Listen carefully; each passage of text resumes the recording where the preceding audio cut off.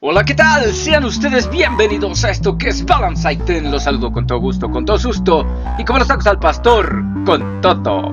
En esta ocasión les vengo a hablar de los medios que utilizábamos antes para estudiar, por allá por los años 90 y obviamente unos años antes de que el internet se volviera lo que es hoy en día. Si bien mi época de estudiante fue igual, quiero yo pensar que la de todos ustedes que están viendo este video, debo decir que utilizamos otros medios, ya que no contábamos con el apoyo del internet. Quizá en el próximo video hable de la evolución que ha tenido este medio a través de los años. Bueno, empecemos. Recuerdo que a la primaria donde yo fui, era una escuela un tanto pequeña que contaba con una sola planta. Y esto lo menciono porque sé que existen muchas primarias que tienen 3 niveles. En fin, adicional a esto existían 2 grupos de cada año escolar y habían 2 turnos, el matutino y el vespertino. Creo que hoy en día ya solo existe un solo turno. Curiosamente yo siempre fui en el horario de la tarde, que en estos tiempos siempre decían que era para los flojos, los burros y los pendejos. Bueno, ya se entendió el punto. En este recinto sagrado de conocimiento conocí a niños que de alguna manera tenían uno que otro interés en común conmigo, como los tazos, el fútbol, y recuerdo que por esos años, como niños, no nos interesaban las niñas, solo las canicas, los goles y una que otra caricatura.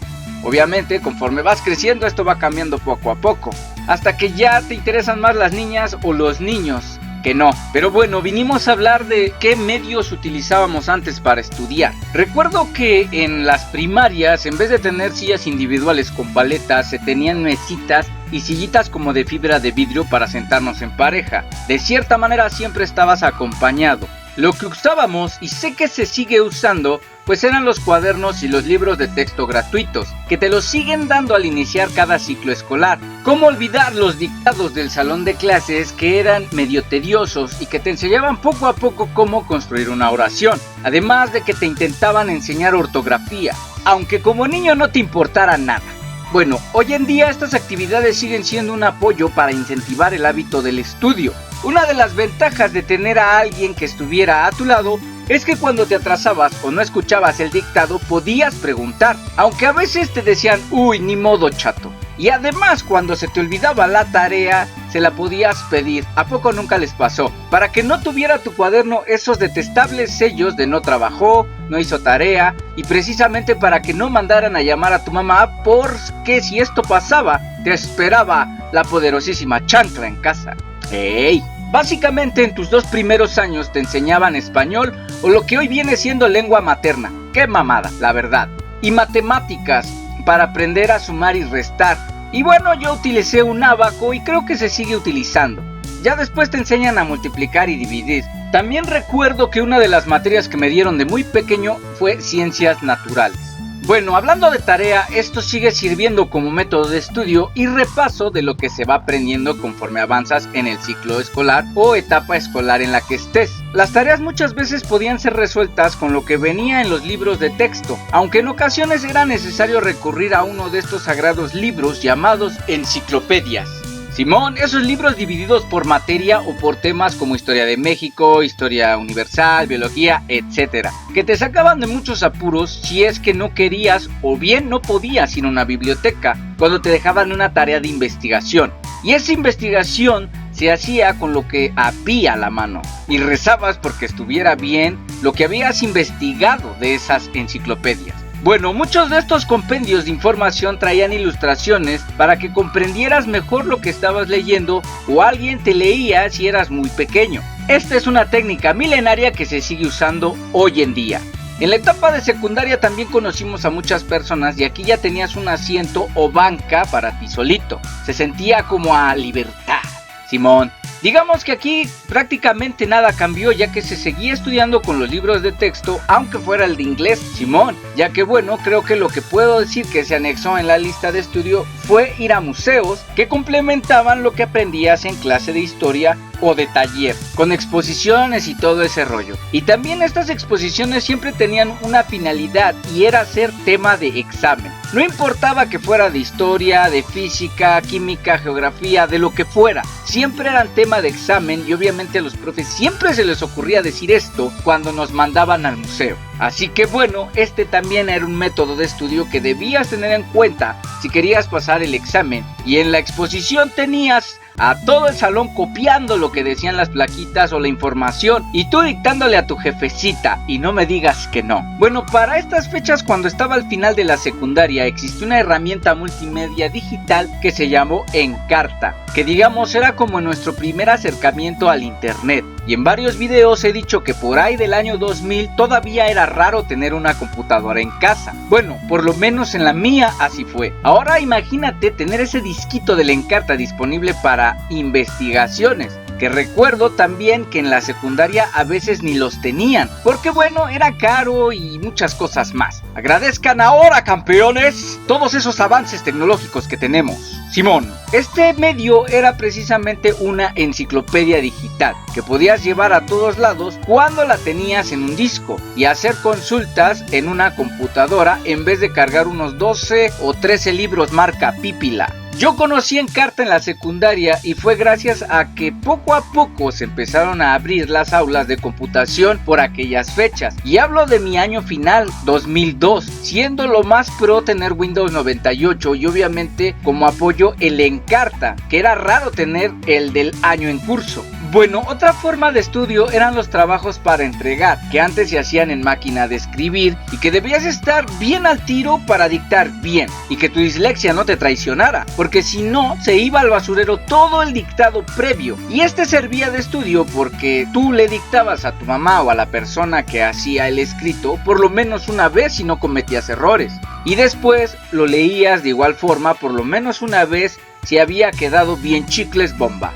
Digamos que no puedo abundar más en esto, ya que los métodos básicamente siguen siendo los mismos: cuadernos, libros, exposiciones, museos y Encarta, quienes lo tenían a la mano. Pero bueno, ahora sí agárrense porque viene ese gran salto que me tocó cuando cursé la preparatoria y que ahora ya no tenías que ir a una biblioteca o esperar que tuvieran el Encarta, porque el uso del internet había llegado ya casi a todas las escuelas de la Ciudad de México. Recuerdo que en ese periodo escolar que a mí me tocó, empezó poco a poco a ser más común tener una computadora en casa. Y bueno, como dije en el video pasado, la aparición de los primeros cibercafés tuvo un impacto importantísimo en los medios que utilizamos para nuestro estudio como lo conocemos hoy en día. Si bien aún no existían tantas plataformas como hoy que se dedican a la divulgación del conocimiento, existían unos cuantos blogs y páginas que se dedicaban a esto. Por cierto, he de mencionar que YouTube empezó por ahí del 2005 y bueno, no tenía tanto contenido educacional como hoy en día, que tenemos infinidad de videos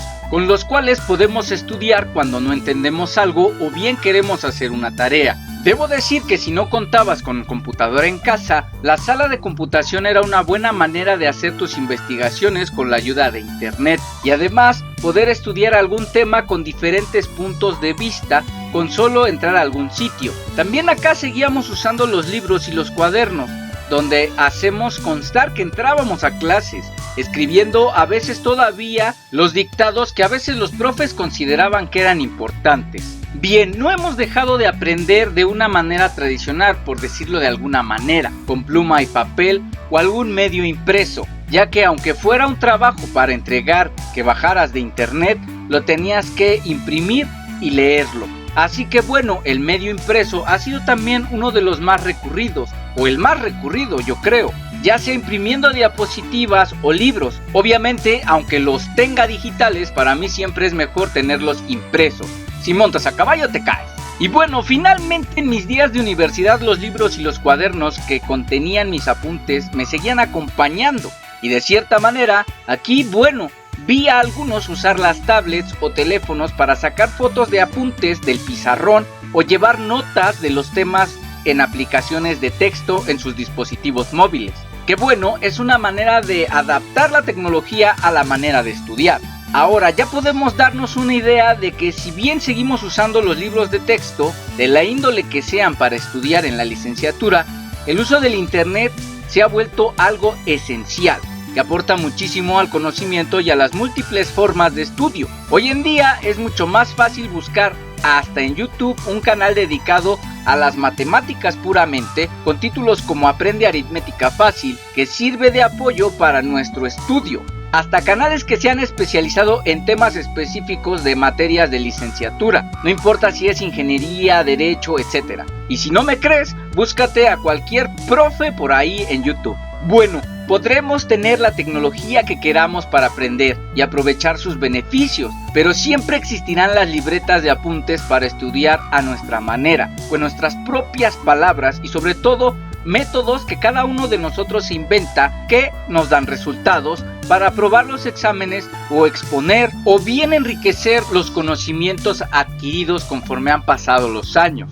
cualquiera que estos sean. Y bueno, básicamente lo seguiremos haciendo con algo que nos atormentó por lo menos hasta finales de nuestras vidas estudiantiles, que son los resúmenes. Que siempre te decía el profesor que subrayaras lo más importante y tú, como buen entendedor, en muchas etapas estudiantiles marcabas todo el texto y lo copiabas tal cual. Simón, yo era uno de esos. Hasta que entendí muchos años después que solo era lo importante de verdad lo que se debía subrayar. Por cierto, casi me olvido de algo muy importante, que era la mochila, que en su momento es un objeto de tortura infantil, que hasta la fecha sigue atormentando las espaldas de los alumnos de primaria, por lo menos de México, ya que en la primaria se tiene que cargar hasta con el perico, porque los horarios son muy variados antes de llegar a quinto y sexto grado, y que conforme vas avanzando en tus estudios prácticamente solo te vas quedando con lo esencial, como una estuchera con todo tu kit de estudio y unas cuantas libretas que son dependiendo del horario y materias que puedas meter, ¿a poco no? Bueno, ya sea que estés en la primaria o en el doctorado, siempre seguiremos utilizando los libros, ya sea una enciclopedia, y sí, aún existen, que es un libro impreso o bien metido en alguna página de internet leyendo, valga la redundancia, un libro en formato PDF. Y también pues usaremos muchos años algún medio para llevar notas. Sé que quizá a muchos de ustedes les tocó una era más computacional y de fácil acceso a internet, o a lo mejor quizás no conocen una enciclopedia, o quizás vengan de más atrás y conocen las famosísimas tarjetas perforadas. Yo no las conozco. O vengas del futuro y esto allá ya no exista. Pero básicamente la forma de estudiar es exactamente la misma, aunque hoy en día el internet nos dé miles de alternativas de un mismo tema y sus diferentes puntos de vista. Aún así tenemos que leer un medio digital o impreso y tomar notas para poder tener una mejor retención de los temas que estudiamos. Coméntame en la charola de aquí abajo cuáles de estos medios conocías o si te tocó estudiar siempre con internet, o cuáles de estos artilugios no conoces. Antes de irme, le mando un saludo a Berenice Pérez, a Alberto Hernández, a M. Nava JE, a Axel Gallegos, a Joana Herrera Gutiérrez, a Over 8000, a Rebeca Arista, a José Manuel Velasco Ruiz y a Nelson Olvera Martínez. Gracias por estar suscritos y comentar mis videos.